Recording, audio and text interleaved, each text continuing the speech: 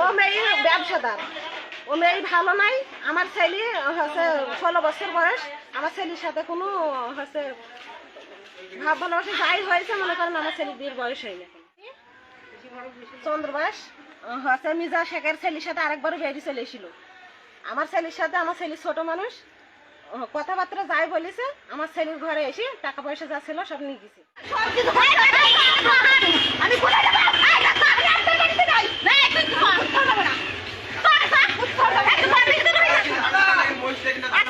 তোমার নাম কি? তোমার নাম কি? কার বাসে কি সম্পর্ক তোমার? এখন কি আছে?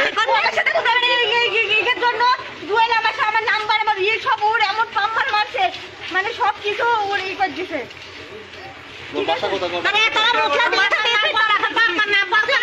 তোমার বাসা কোথায়?